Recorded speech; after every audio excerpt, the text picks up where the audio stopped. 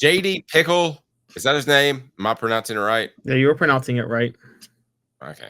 But I didn't earlier. Somebody corrected me. It's not pickle like a salted cucumber? Yes, Baldwin, I have severe allergies and they're killing me absolutely this week. Thank you for asking. I sound like a frog. JD Pickle, who I like to call the salted cucumber. Should Nico Iamaleava have more design runs called for him? That's what he says. JD Pickle does. So is the salted cucumber correct? Man, this is a real pickle of a situation, isn't it? So I think yes. But I think that this has been an issue with Josh Heupel and Joey Halzle since Joey Halzle's been there. I just feel like there haven't been designed runs since Hendon Hooker and Alex Golesh left, honestly. Okay, here's the deal. You shouldn't have design runs any more than 3 to 5 times a game for him. There is just no point in it. He's going to run the options some. I know that some people believe you make that option call before the play's even designed. Listen, you're going to get your quarterback killed if you do that. So most coaches aren't doing that very often. So that technically would be a design run. To me, an option is not a design run, in my opinion.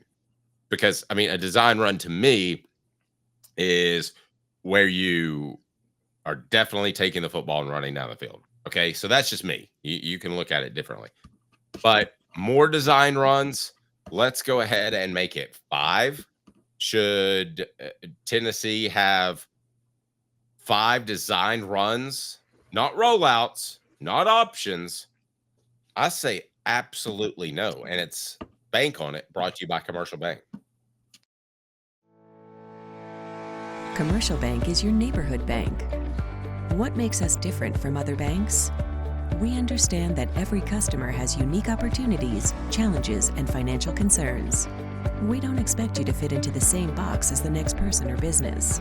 Whether it's purchasing a home, saving for your child's future, or planning for your next vacation, we're with you every step of the way to navigate life's big decisions. Commercial Bank.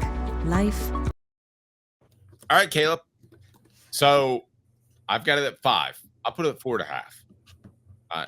Tennessee should have less than 4.5 design runs for Nico Iamaleava, who is big, tall, wiry. I don't care if he gets up to 230 pounds by the beginning of the season. That guy doesn't need to be running until he's like Josh Allen and 250 in the NFL. Josh Allen can run you over. Here's the other thing. More design runs are just stupid. Unless you're the Philadelphia Eagles and you've got a guy and that's what he needs to do and you're advancing and that's great. Love Jalen Hurts. I love the story he's become. I really enjoy that brand of football too. But 99 times out of 100, you're never going to get me to adhere to any sort of notion that quarterbacks need more contact. They don't. They need less. All right, so let me give the quote JD Pickle said, and then you tell me what you think. So here's what JD Pickle said, quote, "Some intel that I got around Nico, though, in terms of how they could use him in 2025, I was told there may be a chance they do a little more quarterback design run game with him, which makes what I said a second ago about him adding some size more relevant. It helps him settle in and get into the flow of the game," unquote. Okay. So some of that in the first quarter is fine, but I'm going to go back to what Steve said. More RPOs. I'm fine with more RPOs. That to me is not a design run. Do you consider that a design run? No, I don't consider RPOs a design run. I think, and to be fair to Joey Halzle and Josh Heupel, I think this is what held Joe Milton back, which should have done more. He should have done more runs. He seemed to not want to keep it and run on an RPO. Is that fair to say? The way he should have. And had he done more of that, maybe he would have been a more elite quarterback. Well, he didn't process, and he did not. He didn't process in pass coverage. He didn't process reading the defensive end. He just didn't process. He did the wrong thing half the time. Yes. I think they need to. I actually do think they should do, but I do think I actually disagree. I think they should do at least 5 design runs for Nico. but I think there's some development required that I don't think is going to be there. Meaning, Nico's feet seem a little slow, don't they, when he moves? Is it because of how tall he is and he looks lanky, or is it like, it No, doesn't seem like he's not a long strider. His feet stay together closely, and it's probably because he's been tutored in 2 sports, one of which is football. You want to keep your feet shoulder width apart when you're throwing the football, and let's not forget volleyball. I mean, volleyball, you don't want to have a wide stance. You want to be able to jump and explode. I mean, if you look at how they start to how they finish, their feet, and God knows I've watched a lot of women's volleyball.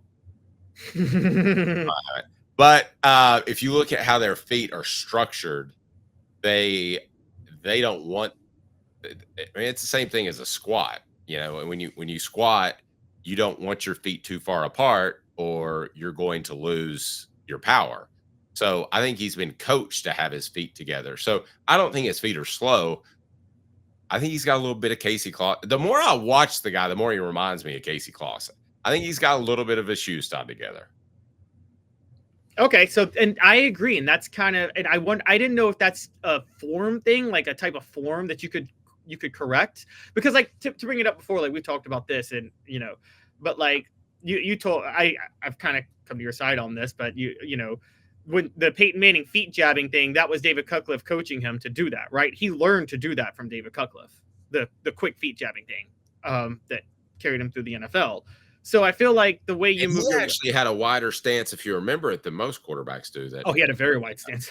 We're talking about wide stances, but I'm sorry. Do you remember the guy who was arrested? There was a senator arrested for trying to solicit like somebody in a bathroom by like tapping his leg, and he's like, "I just have a very wide stance." I think that was George Michael. Actually, I think that was in a Beverly Hills public restroom. No, but there was also a senator from Idaho who did it too. Larry Craig was his name. Yeah, so in the same bathroom? No, in an airport. Did George Michael and this senator have a love child together? I don't think so. But the reason I'm bringing all this up is that quick Uncle Dave story. When I went to the Playboy Mansion, I was invited to go to the Playboy Mansion. Said meet me at this address. It's kind of before GPS, so I almost got lost in Beverly Hills. And it was, and he comes to me, he goes, "You ready to go? Ready to go to Playboy Mansion?" I said, "Well, yeah." And he goes, "Oh, I just want to let you know that's the public restroom where George Michael got arrested." Like, well, I'm glad I didn't go in there, because I don't think that was a one-time thing for George. Oh, you don't, do you? No, I have faith that that's not the case. That's very interesting. I think he had freedom to meet men there. That's fine if you want to meet men. Well, this dude actually got arrested for doing it. So the one I was talking about. So, anyways, long story short, with that is, I think you could coach Nico to move quicker with his feet in the pocket, and if you coach that, you could probably have him do more designed runs with him, because I think not having the design runs is at least 5 is kind of a loss in a game. And Dave, look at what he did against Ohio State. Like yes, you may not want to see that a lot, but like he did show he can do it and that he has a little bit of moxie to doing it, and he's got toughness to him. So I actually think that it's not a bad idea if Tennessee does it. Huh. What's the Bohemian Grove? Somebody asked me if I've been to the Bohemian Grove. What is that? I have no idea, actually. I've been to the Grove. I don't know, but the Playboy Mansion does it doesn't have a foot section. So it's the Playboy. The Bohemian Grove is a private gentleman's club founded in 1878. So that anything to do with Playboy? I don't think so. Yeah. It's probably just where rich men go to find some hookers. High class. Maybe my mom wasn't there, but it's interesting that they have flamingos and little monkeys. How much would Dave? How much would you be? How expensive would you be as a hooker? I don't know, 85 cents. Depends what they look like, I guess. I mean, that's the really troublesome thing. Yeah, the weird part about the Playboy Mansion is it had this playroom call thing, and and it was a whole different house. It was a whole different house, and had all these classic video games.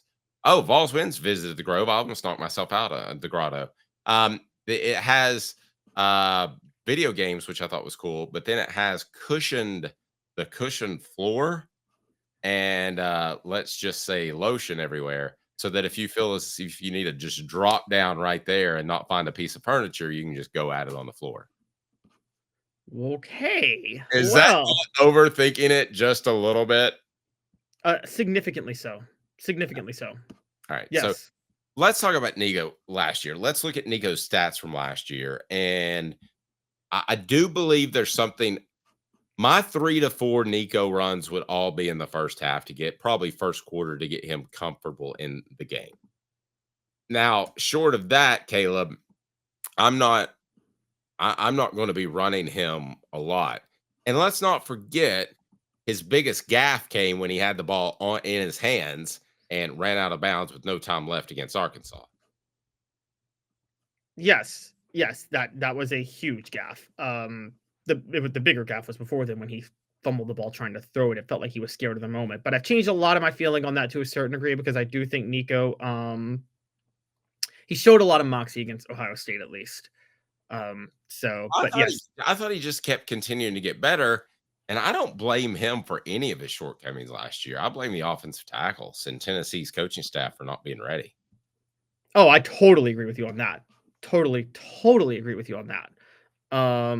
So look, taking all that into account, I think here's where this is a big deal. I think we both agree that the tackles will be better this year than the guards, right? Just because the guards have some learning to do in the system. On RPOs, when the quarterback takes off, that is where they go around the tackles, right? Yes. You got to do some of that just to make the run game the vertical rushing attack easier on the guards in this game, this season, because I think the guards are going to have trouble with the vertical rushing attack because they got a lot to figure out. And so I think that's why you have to have Nico run more. As far as rushing wise, I'm trying to pull that up right now. Maybe you can help me because it's got his passing stats. It doesn't have his rushing stats. And Nico, to me, does not have to accumulate 800 to 1,000 yards. If he's able to accumulate 300 or 400 key yards, maybe you can help me with that, Caleb, because I'm having all kinds of trouble. Yeah, I can pull up Nico stats. All right. So let's look at last year. And David said, "How do you tell your wife that you were going?" I took her. She got to jump on. George Michael. Yes, is getting referenced a lot. She got to jump on. You remember the Man Show? Who remembers the Man Show out there? I know the Man Show. Yeah, Joe Rogan was on it. Funny enough, back in the day. Yeah, and at the end of it, what did they do? They had girls jumping on trampolines. Yeah, my wife at the time jumped on that trampoline. It was pretty cool, I thought. Didn't have pictures because it was a little bit before cell phones when we take every picture of. What did you get to? When did you get to jump on a tramp? I didn't get to jump on the tramp. But that was during the three blondes who. What was that show called about the Playboy Mansion? Can anybody help me with that? And they were supposed to come out and see us and didn't. I don't know. Yeah, maybe you got me on that one. Sorry.